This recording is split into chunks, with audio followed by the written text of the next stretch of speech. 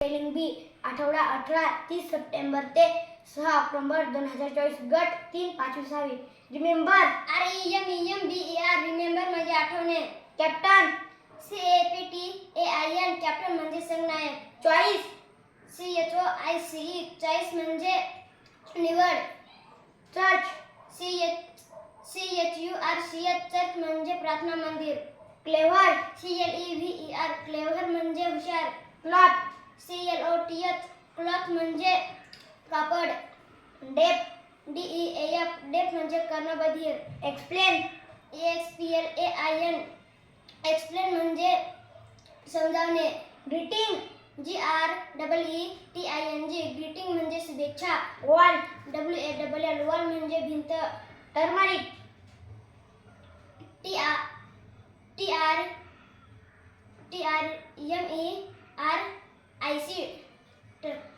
Turmeric म्हणजे हळद. Suppose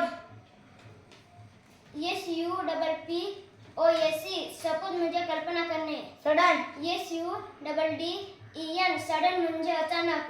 rubbish RUBBISH rubbish म्हणजे कचरा. प्रॉपर